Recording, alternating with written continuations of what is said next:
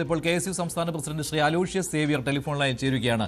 Aloysius, ഇത് വെള്ളായണിയിലെ കേരള കാർഷിക കോളേജിൽ മാത്രം ഉള്ള ഒരു പ്രശ്നമാണോ?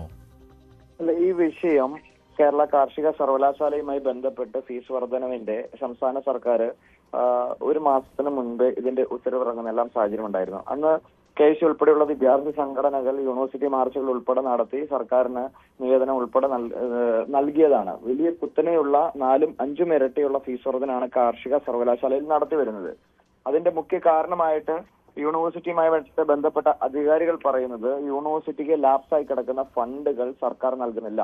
സർക്കാർ വലിയ സാമ്പത്തിക പ്രതിസന്ധി മൂലം ഇവർ ഫണ്ട് നൽകുന്നില്ല. അതുകൊണ്ട് യൂണിവേഴ്സിറ്റിയുടെ വികസന കാര്യങ്ങൾക്കും മറ്റും എല്ലാമായി ബന്ധപ്പെട്ട് യൂണിവേഴ്സിറ്റികൾ വിദ്യാർത്ഥികളുടെ ഫീസ് വർദ്ധിപ്പിച്ചുകൊണ്ട് ആ ഫണ്ട് കണ്ടെത്തണമെന്ന് പറയുകയാണ്.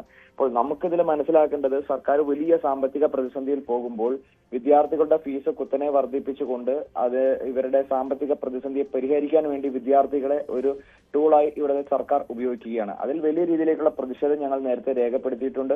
ഇന്ന് ഈ വിദ്യാർത്ഥി പഠനം നിർത്തി പോകുന്ന ഒരു സാഹചര്യം ഒരിക്കലും നമുക്ക് അംഗീകരിക്കാൻ സാധിക്കില്ല. നവംബർ 1-ാം തീയതി അതിദരിദ്ര സംസ്ഥാനങ്ങളുടെ പട്ടികയിൽ നിന്ന് അല്ലെങ്കിൽ അതിദരിദ്ര ആളുകളില്ലാത്ത ഒരു സംസ്ഥാനമായി കേരളത്തെ പ്രഖ്യാപിക്കാൻ അല്ലെങ്കിൽ സർക്കാർ PR എക്സസൈസ് നടത്തി മുന്നോട്ട് പോകുമ്പോൾ ഇത്തരത്തിൽ വിദ്യാർത്ഥികൾ പഠനം നിർത്തി പോകേണ്ടുന്ന ഒരു അവസ്ഥ വരുന്നു എന്ന് പറയുന്നത് സർക്കാരിന്റെ കെടുകാര്യസ്ഥതയാണ്, അവരുടെ കുത്തനെയുള്ള ഫീസ് വർധനമാണ്, അവരുടെ മിസ്മാനേജ്മെന്റ് ഓഫ് ദ ഫൈനാൻസ് ആണ്. അതിൽ വലിയ ഞാൻ ഒന്ന് ഇടപെടുകയാണ്. കാർഷിക സർവകലാശാല vice chancellor doctor B. Ashok telephone ലൈനിലുണ്ട്. Doctor B. അശോക്, ഇങ്ങനെ ഫീസ് കൂട്ടുന്ന സാഹചര്യം എങ്ങനെ വന്നു? എന്താണ് ഇപ്പോൾ ഉണ്ടായ ഈ കുട്ടിയുടെ പ്രശ്നത്തിന് കാരണം? ഏത് കുട്ടിയുടെ കാര്യമാണ് പറയുന്നത്? ഇപ്പോൾ ഒരു ഫീസ് അടയ്ക്കാൻ ചേർന്ന സമയത്ത് ഫീസ് 10,000 രൂപയായിരുന്നു. പക്ഷേ അവിടെ ചേർന്ന് കഴിഞ്ഞപ്പോൾ 50,000 എന്ന് പറഞ്ഞുകൊണ്ട് കോഴിക്കോട് താമരശ്ശേരി സ്വദേശിയായ ഒരു വിദ്യാർത്ഥി അർജുൻ പഠനം നിർത്തി TC വാങ്ങിപ്പോയി കോളേജിന്റെ മുന്നിൽ നിന്നൊരു വീഡിയോ ഒക്കെ എടുത്ത് അയക്കുകയും ചെയ്തിരുന്നുവല്ലോ. അതെ, അയാൾ ഫസ്റ്റ് ക്ലാസ് ഫ്രോഡ് അല്ലേ? കാരണം ഞാൻ ചോദിക്കട്ടെ, അയാൾ ഫീ കൺസെഷൻ കാറ്റഗറി അല്ലേ? ഫീ കൺസെഷൻ ഉള്ള കുട്ടിയാണല്ലോ. ഞാൻ പരിശോധിച്ചു, അയാൾക്ക് 1 ലക്ഷം രൂപ ഇൻകം ഉള്ളൂ. അപ്പൊ അയാൾ ചേരുന്ന സമയത്ത് ഫീസ് അടയ്ക്കുകയും അത് ഗവൺമെന്റിൽ നിന്ന് റീഇംബേഴ്സ് ചെയ്യുകയും ആ സംവിധാനത്തിൽ പോകുന്ന ഒരു കുട്ടിയാണ്. അയാൾ ഡിസ്കണ്ടിന്യൂ ചെയ്തതിന് വേറെ എന്തെങ്കിലും കാരണങ്ങൾ കാണും. അപ്പോൾ ചേരുന്ന സമയത്ത് ഈ പറയുന്ന സെമസ്റ്റർ ഫീസ് അടയ്ക്കണം പൂർണ്ണമായിട്ടും അല്ലേ? ഒരു മാസം ഒരു തവണത്തെ ഫീസ് അടച്ച ശേഷം അത് റീഇംബേഴ്സ് ചെയ്ത് പോവുകയാണ് ചെയ്യുന്നത്. അയാൾ ഫീ കൺസെഷൻ കാറ്റഗറിയിലുള്ള ഒരു സ്റ്റുഡന്റ്. ഫീ എത്രയായാലും അയാളുടെ ഫീസ് എത്രയായാലും അത് ഗവൺമെന്റ് റീഇംബേഴ്സ് ചെയ്യുന്ന ഫീസാണ്. ഞങ്ങളുടെ കാറ്റഗറി പരിശോധിച്ചപ്പോൾ ഫീ കൺസെഷൻ ആണ്. അപ്പോൾ ഡിസ്കണ്ടിന്യൂ ചെയ്തതിന് മറ്റെന്തെങ്കിലും കാരണങ്ങൾ കാണും. അതൊരു ചർച്ച ഉണ്ടാക്കാനായിട്ട് ബോധപൂർവ്വം ചെയ്തെന്നാണ് ഞാൻ വിചാരിക്കുന്നത്. ഇനി അതല്ലെങ്കിൽ തന്നെ 5 ലക്ഷം രൂപ വരെയുള്ള ഇൻകം ഉള്ള കുട്ടികൾ അവർക്ക് യൂണിവേഴ്സിറ്റി സ്കോളർഷിപ്പ് കൊടുക്കുന്നുണ്ട്. അവരതിന് അപേക്ഷിച്ചാൽ മതി. 5 ലക്ഷമാണ് ഫാമിലി ഇൻകം താഴെയെന്നുണ്ടെങ്കിൽ അവർക്ക് കഴിഞ്ഞ കൊല്ലത്തെ ഫീസ് അടച്ചാൽ മതി, 16,000 രൂപ അടച്ചാൽ മതി. അപ്പൊ രണ്ട് രീതിയിൽ നോക്കിയാൽ അയാളുടെ പരാതിക്ക് ഒരു അടിസ്ഥാനവുമില്ല. ഇപ്പോൾ സെമസ്റ്റർ ഫീ എന്ന് പറയുന്നത് പോലെ കേട്ടു, സർക്കാരിന്റെ പിടിപ്പുകേടാണെന്ന്. യൂണിവേഴ്സിറ്റിയുടെ ഫീസ് നിശ്ചയിക്കുന്നതിൽ സർക്കാരിന് ഒരു റോളും ഇല്ല. യൂണിവേഴ്സിറ്റിയുടെ അക്കാഡമിക് കൗൺസിലും യൂണിവേഴ്സിറ്റിയുടെ എക്സിക്യൂട്ടീവ് കൗൺസിലുമാണ് യൂണിവേഴ്സിറ്റിയുടെ ഫീസ് നിശ്ചയിക്കുന്നത്. യൂണിവേഴ്സിറ്റിയുടെ എക്സ്പെൻഡിച്ചർ, ഗവൺമെന്റ് തരുന്നതായ സപ്പോർട്ട്, അതിൽ നിന്ന് കൂടുതലായിട്ട് കണ്ടെത്തേണ്ട ഇന്റേണൽ റവന്യൂ, ഇതിനെല്ലാം ആശ്രയിച്ച് യൂണിവേഴ്സിറ്റി എടുക്കുന്ന ഡിസിഷനാണ്. അതിന് ഗവൺമെന്റുമായിട്ട് യാതൊരു ബന്ധവും. ഇപ്പോൾ സെമസ്റ്റർ ഫീ എന്ന് പറയുന്നത് 48,000 രൂപ അല്ലേ? ഡിഗ്രി വിദ്യാർത്ഥികൾക്ക് സെമസ്റ്റർ ഫീ ഞാൻ പറഞ്ഞു കേട്ട കാര്യങ്ങൾ 100% കളവ്. ഇപ്പോഴത്തെ സെമസ്റ്റർ ഫീ എത്രയാണ്? 48,000 രൂപയാണോ? അല്ല, ഇപ്പൊ എന്റെ കയ്യിൽ റെഡി ആയിട്ടില്ല, ഞാൻ യാത്രയിലാണ്. പിന്നെ വോട്ടവർ ഇറ്റ് ഈസ് 40,000 രൂപ കൂടുതലുണ്ടാവും. ഈ നോട്ടിഫിക്കേഷൻ വന്ന സമയത്ത് അത്ര ഇല്ലായിരുന്നല്ലോ ഡോക്ടർ B. അശോക്. യൂണിവേഴ്സിറ്റി പ്രോസ്പെക്ടസിന്റെ ഡ്രാഫ്റ്റ് കൊടുക്കുന്ന സമയത്ത് ഒരു ഫീസ്, കഴിഞ്ഞ വർഷത്തെ ഫീസ് നിലവിലിരുന്നു. പ്രോസ്പെക്ടസിൽ തന്നെ സ്റ്റേറ്റ് ചെയ്തിട്ടുണ്ട്, പുതിയ നോട്ടീസ് കൂടാതെ തന്നെ ഇതിലെ ഏത് ക്രൈറ്റീരിയ യൂണിവേഴ്സിറ്റിക്ക് മാറ്റി നിശ്ചയിക്കാൻ അവകാശമുണ്ട്. അതായത് ഏകദേശം 300% ഫീസ് കൂടി ഇല്ല ഈ വിദ്യാർത്ഥി? ശതമാനമൊക്കെ നമുക്ക് കമ്പ്യൂട്ട് ചെയ്യാം. ഞാൻ പറഞ്ഞു വന്ന പോയിന്റ് പൂർത്തിയായിക്കോട്ടെ. യൂണിവേഴ്സിറ്റിയുടെ അധികാരപ്പെട്ട സമിതിക്ക് ഫീസ് എപ്പോൾ വേണേലും റിവ്യൂ ചെയ്യാനായിട്ട്, ഇപ്പൊ ഇതിനു മുമ്പ് ഫീസ് എപ്പോഴാണ് വർദ്ധിപ്പിച്ച? 2014 10 വർഷത്തിന് ശേഷമാണ് ഫീസ് വർധന വീണ്ടും ആലോചിക്കേണ്ടി വന്നത്. അത് ധനകാര്യ ഫ്രണ്ടിൽ ഞങ്ങൾക്ക് ബുദ്ധിമുട്ടുകൾ ഉള്ളതുകൊണ്ടാണ്. യൂണിവേഴ്സിറ്റിക്ക് ജീവനക്കാർക്ക് തന്നെ 226 കോടി രൂപ കുടിശ്ശിക കൊടുക്കാറുണ്ട്. അതൊന്നും ഇന്ന് കൊടുക്കാൻ കഴിയില്ല. പക്ഷേ സ്റ്റുഡൻസിന്റെ അമ്യൂണിറ്റീസിലേക്ക് തന്നെ നമുക്ക് പണം കൊണ്ടുവരാൻ ബുദ്ധിമുട്ട് കണ്ടതുകൊണ്ട് യൂണിവേഴ്സിറ്റിയുടെ അധികാരപ്പെടുത്തിയ സമിതി തീരുമാനിച്ചത്. ഗവൺമെന്റിനെ ബ്ലെയിം ചെയ്യാൻ ഉപയോഗിക്കേണ്ട, യൂണിവേഴ്സിറ്റിയുടെ തീരുമാനമാണ്. ഈ പർട്ടിക്കുലർ കുട്ടിയുടെ വീഡിയോ 100% അടിസ്ഥാനമില്ലാത്തതാണ്. അതൊരു ചർച്ച ഉണ്ടാക്കാൻ കൊണ്ട് ചെയ്തിരിക്കുന്ന ഒരു ഗിമ്മിക്കാണ്. യൂണിവേഴ്സിറ്റി ഇന്നലെ തന്നെ പ്രസ് റിലീസ് കൊടുത്തതാണ്. ഒരു ഫീസും കൊടുക്കേണ്ട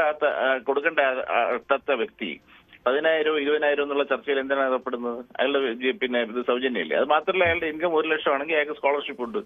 ഇനി പിന്നെ ഫീസ് കൂടിയ കാര്യം ചർച്ചയിൽ വരാൻ ഇത് ഉപകരിച്ചു കേട്ടോ. കാരണം ഇത്രയും വലിയ ഫീസ് വർധന കേരള അഗ്രികൾച്ചർ യൂണിവേഴ്സിറ്റിയിൽ ഉണ്ടാകുന്നു എന്ന് പറയുമ്പോൾ 350% വർധനയല്ലേ വന്നിരിക്കുന്നു അല്ലേ ഏകദേശം? അല്ല, ആ കാര്യങ്ങളെല്ലാം യൂണിവേഴ്സിറ്റി വിശദമായിട്ട് പരിശോധിച്ചിട്ടുണ്ട്. ഞാൻ പറഞ്ഞല്ലോ, യൂണിവേഴ്സിറ്റിയുടെ ബാധ്യത എന്ന് പറയുന്നത് വളരെ അധികമാണ്. അതുകൊണ്ട് 15% ഇന്റേണൽ റവന്യൂ യൂണിവേഴ്സിറ്റിക്ക് നടത്തിക്കൊണ്ടുപോകാൻ പറ്റില്ല. യൂണിവേഴ്സിറ്റി ഞാൻ അടച്ചിടണമെങ്കിൽ ഞങ്ങൾ അതിന് തയ്യാറാണ്. മാർച്ചിൽ ശമ്പളം കൊടുക്കാൻ എങ്ങനെ സാധിക്കുമെന്ന് പോലും നിശ്ചയമില്ല. ഇപ്പോൾ യൂണിവേഴ്സിറ്റിക്ക് വേണ്ട ഒരു മാസത്തെ ചെലവിൽ 4 കോടിയോളം രൂപ കുറച്ചാണ് ഗവൺമെന്റ് ഗ്രാന്റ് കിട്ടുന്നത്. അത് ഇതുകൊണ്ടൊന്നും മേക്കപ്പ് ചെയ്യാൻ ഒക്കില്ല. ഈ മൊത്തം ഫീ റവന്യൂ എന്നുള്ള ഞങ്ങളുടെ വരുമാനം എന്ന് പറഞ്ഞാൽ 10 കോടി താഴെയാണ്. ഞങ്ങളുടെ ബാധ്യത 48 കോടിയാണ്. ഗ്രാന്റ് കുറച്ച് കിട്ടുന്നുണ്ട്. 4-1 മാത്രമേ മീറ്റ് ചെയ്യാൻ പറ്റൂ. വേണ്ടെങ്കിൽ വേണ്ടെന്ന് വെക്കാം. പക്ഷെ ജീവനക്കാരുടെ 4000 ജീവനക്കാര് പിന്നെ അവരുടെ DCRG പോലും കിട്ടാത്ത ആൾക്കാരുണ്ട്. അവരുടെ കാര്യത്തിൽ എന്ത് ചെയ്യണമെന്ന് കൂടി ആലോചിച്ച് പറയണം. നമുക്ക് ഒരു പ്രശ്നത്തിന്റെ എല്ലാ വശവും കാണാതെ ഒരു പ്രശ്നം പരിഹരിക്കാൻ സാധിക്കില്ല. പക്ഷേ ഇത് സർവകലാശാലകളിലെ ഫീസിനെ കുറിച്ച് പഠിക്കാനായിട്ട് ഉന്നത വിദ്യാഭ്യാസ വകുപ്പ് ഒരു സമിതിയൊക്കെ രൂപീകരിച്ചിരുന്നതാണ്. ഞാൻ പറഞ്ഞു കഴിഞ്ഞില്ല. അതായത് ഒരു പ്രശ്നത്തിന്റെ ഒരു ഭാഗം മാത്രം നോക്കിക്കൊണ്ടും വ്യാജമായിട്ട് ഇടുന്ന ഒരു വീഡിയോ കണ്ടുകൊണ്ടും അതിനെ പരിഹരിക്കാൻ ഒക്കില്ല. യൂണിവേഴ്സിറ്റിയുടെ ധനകാര്യ വിഷയങ്ങൾ ദീർഘകാലമായിട്ട് നിൽക്കുന്ന വിഷയങ്ങളാണ്. 4-5 കൊല്ലത്തെ പഴക്കം അതിനുണ്ട്. ഫീസ് 0 ആക്കിയാൽ പോലും യൂണിവേഴ്സിറ്റിക്ക് മുന്നോട്ട് പോകാൻ പിന്നെ വേറെ തടസ്സങ്ങളുണ്ടാവും. അപ്പൊ അത് അങ്ങനെയല്ല അതിനെ സമീപിക്കേണ്ടത്. ഇതുപോലെ 2-3 മിനിറ്റ് സംഗ്രഹിച്ച് ഒരു കൊട്ടത്താപ്പിന് തീർക്കാൻ പറ്റുന്ന ഒരു വിഷയമല്ല, സമഗ്രമായിട്ടുള്ള മാറ്ററാണ്. അപ്പൊ അത് നമ്മൾ മനസ്സിലാക്കി തീരുമാനിച്ചാൽ മതി. ഓരോ തീരുമാനത്തിനും വേറെ പ്രത്യേകതകളുണ്ട്. പക്ഷേ ഇത്രയും വലിയ ഫീസ് ഈ ഉന്നത വിദ്യാഭ്യാസ വകുപ്പ് തന്നെ ഒരു സമിതിയെ നിയോഗിച്ചിട്ടാണല്ലോ. ഇത്രയും വലുത് ആദ്യമാണ് പൊട്ടിയ റെക്കോർഡ് പോലെ ആവർത്തിച്ചിട്ട് എന്താ കാര്യമുള്ളത്?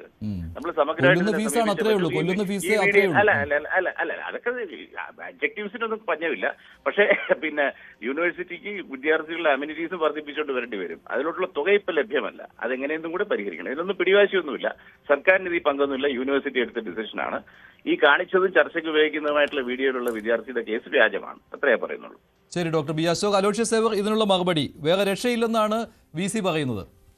അല്ല, സ്വാഭാവികമായിട്ട് ഞാൻ സൂചിപ്പിച്ചല്ലോ, കഴിഞ്ഞ കുറേയേറെ നാളുകളായി കേരളത്തിന്റെ യൂണിവേഴ്സിറ്റികൾക്കെല്ലാം ലഭ്യമാക്കേണ്ടുന്ന ഇതില് വൈസ് ചാൻസലറിന്റെ ചുമതലയുള്ള ആള് ഉൾപ്പെടെ പറയുന്നത് എന്താണ്, ഇവിടെ വലിയ രീതിയിലേക്കുള്ള സാമ്പത്തിക പ്രതിസന്ധിയിലേക്ക് യൂണിവേഴ്സിറ്റി പോവുകയാണ്. അതായത് പറയുന്നു 10,000-ഓളം വരുന്ന സ്റ്റാഫുകൾക്ക് ശമ്പളം കൊടുക്കാൻ സാധിക്കുന്നില്ല. എന്റെ വളരെ ലളിതമായിട്ടുള്ള ചോദ്യം ഇതാണ്, വലിയ സാമ്പത്തിക പ്രതിസന്ധിയിലേക്ക് ഒരു യൂണിവേഴ്സിറ്റി പോകുമ്പോൾ വിദ്യാർത്ഥികളെ പിഴിഞ്ഞുകൊണ്ടാണോ? അതായത് പല കുടുംബ പശ്ചാത്തലത്തിൽ നിന്ന് കടന്നു വരുന്ന സാമ്പത്തിക സ്ഥിതിയുള്ള വിദ്യാർത്ഥികളൊക്കെയാണ് ഈ പറയുന്ന യൂണിവേഴ്സിറ്റിയിലും അല്ലെങ്കിൽ യൂണിവേഴ്സിറ്റി ക്യാമ്പസിലെല്ലാം പഠിക്കാൻ വേണ്ടിയിട്ട് കടന്നു വരുന്നത്. അവരെല്ലാം പറയുന്നു ഇവരെല്ലാം വലിയ സാമ്പത്തികമായി വലിയ വെൽ ഓഫിലായിരിക്കുന്ന കുടുംബത്തിലുള്ള ആളുകൾ. VC പറയുന്നത് എനിക്കിത് മനസ്സിലാത്ത കാര്യം, ഒരു അധ്യയന വർഷത്തിന്റെ തുടക്കത്തിൽ വിജ്ഞാപനത്തിൽ പറഞ്ഞിരിക്കുന്ന ഇത്ര ഫീസ് എന്നാണ്. അദ്ദേഹം അത് ചോദിക്കാൻ പോലും സമ്മതിക്കുന്നില്ലായിരുന്നു. എന്നിട്ട് പിന്നെ അധ്യയന വർഷത്തിന് ഇടയ്ക്ക് വെച്ച ഫീസിൽ മാറ്റം വരുത്താമെന്ന് പ്രോസ്പെക്ടസിൽ തന്നെ ഉണ്ട് എന്നാണ് അദ്ദേഹം പറയുന്നത്. തീർച്ചയായിട്ടും അതിൽ അദ്ദേഹം പറയുന്നുണ്ടല്ലോ, ഞങ്ങൾക്ക് സാമ്പത്തിക പ്രതിസന്ധി കൊണ്ട് ഞങ്ങൾ ഫീസ് വർദ്ധിപ്പിക്കുന്നു. അങ്ങനെ തോന്നുന്ന രീതിയിലേക്ക് ഫീസ് വർദ്ധിപ്പിക്കുമ്പോൾ എവിടെയാണ് ഈ സർക്കാരിന് ഒരു മെഷീനറി ഇല്ലേ? ഒരു യൂണിവേഴ്സിറ്റിനെ നിയന്ത്രിക്കാൻ ഞങ്ങളങ്ങ് തീരുമാനിക്കും, ഞങ്ങളങ്ങ് ഫീസ് വർദ്ധിപ്പിക്കും, ഞങ്ങൾ വലിയ ബാധ്യതയിലാണെന്ന് പറയുന്നതിൽ എന്ത് അടിസ്ഥാനമാണ്? അപ്പോൾ ഇത് ആത്യന്തികമായി ഇതിന്റെ വിഷയങ്ങളെല്ലാം ചെന്നെത്തി നിൽക്കുന്നത് സാമ്പത്തികമായി മിസ്മാനേജ്മെന്റ് ആണ്.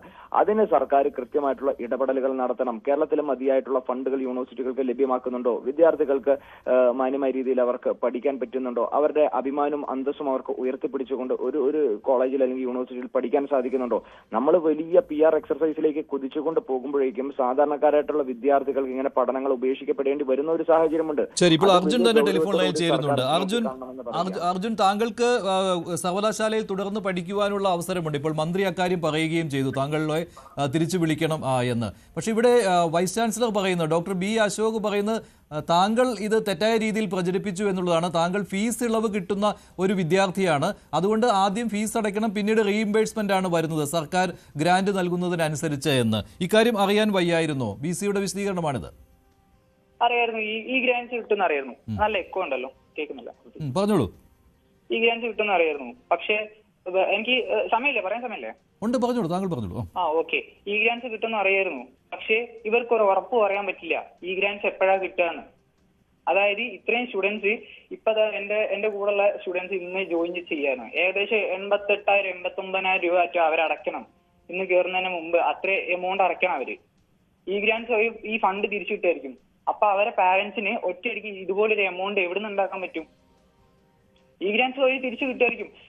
എനിക്ക് അതിൽ വിശ്വാസമില്ല എന്നാണ് ഞാൻ പറഞ്ഞത്. എനിക്ക് എന്റെ അനുഭവത്തിൽ നിന്നാണ് ഞാൻ കോളേജിൽ നിന്ന് ടി സി വാങ്ങി ഇറങ്ങിയത്. അല്ലാതെ വേറെ ഒരു എന്താ പറയാ ഒരു ശക്തിന്റെ പ്രേരണ കൊണ്ടെന്നല്ല ഞാൻ ഇറങ്ങിയത്. ഞാനൊരു കോഴ്സ് കഴിഞ്ഞിട്ടുണ്ടായിരുന്നു, ഒരു ഡിപ്ലോമ കഴിഞ്ഞിട്ടുണ്ട്. അതിലും ഞാൻ ഈ ഗ്രാൻസിന് ഇറങ്ങുന്നതായിരുന്നു. പക്ഷെ അന്ന് ഈ ഗ്രാൻസിനെ വെച്ചിട്ട് ആ കോഴ്സ് എന്റെ 3 കൊല്ലത്തിനടുത്ത് ആയി. എനിക്ക് ഇതുമായിട്ട് ഈ ഗ്രാൻസിന്റെ ഫണ്ട് കയറിയിട്ടില്ല. അപ്പൊ ഞാൻ എന്ത് വിചാരിച്ചിട്ടാണ് ഞാൻ ഈ കോളേജിൽ കയറിയിട്ട് എനിക്ക് ഈ ഗ്രാൻസ് കിട്ടുന്ന വിചാരിക്കുന്നത്? ആ കോളേജിൽ പഠിക്കുന്ന ഒരു കുട്ടിക്കും ഈ ഗ്രാൻസ് കിട്ടിയിട്ട് പഠിക്കാന്നുള്ള ഒരു ഇതില്ല. അതായത് യൂണിവേഴ്സിറ്റിക്ക് പറയാ ഞങ്ങൾ ഈ ഗ്രാൻസ് പ്രൊവൈഡ് ചെയ്യുന്നുണ്ട്. അതായത് ഞങ്ങള് സീനിയേഴ്സിന് തന്നെ ഇപ്പൊ ആ കോളേജിൽ പഠിക്കുന്ന സീനിയേഴ്സിന് തന്നെ ഈ ഗ്രാൻസ് ഒരു 1 ഇയറിന്റെ മുകളിൽ തന്നെ കിട്ടാണ്ടെന്നാണ് ഞാൻ അന്വേഷിച്ചപ്പോ. എനിക്ക് എന്റെ അനുഭവത്തിൽ നിന്ന് എനിക്ക് ഈ ഗ്രാൻസ് കിട്ടിയിട്ടില്ല. അല്ല, ഈ ഗ്രാന്റിന്റെ കാര്യവും പറയുമ്പോൾ മറ്റൊന്നു കൂടി ഉണ്ടല്ലോ അർജുൻ. ഇപ്പോൾ താങ്കൾ ചേരുന്ന സമയത്ത് പ്രോസ്പെക്ടസിൽ പറഞ്ഞിരുന്നത് 12,500 അല്ലേ? അങ്ങനെയായിരുന്നില്ലേ ട്യൂഷൻ ഫീ? അങ്ങനെ എന്തോ ആണ്. അതായത് ഞാൻ കോളേജിൽ എത്തിയപ്പോഴാണ് ഇതിനെപ്പറ്റി കൂടുതൽ അന്വേഷിച്ചത്. അല്ല, ഞാൻ പറയട്ടെ, അപ്പോൾ കോളേജിൽ എത്തിയപ്പോൾ തന്നെ ഈ 48,000 രൂപ ട്യൂഷൻ ഫീസായിട്ട് അടയ്ക്കേണ്ടി വന്നു. അതാണല്ലോ നിലവിൽ വർദ്ധിപ്പിച്ച ഫീസ് എന്ന് പറയുന്നത്. സെമസ്റ്റർ 1-ന് 48,000 രൂപയാണല്ലോ. അതാണോ താങ്കൾ അടച്ചത്?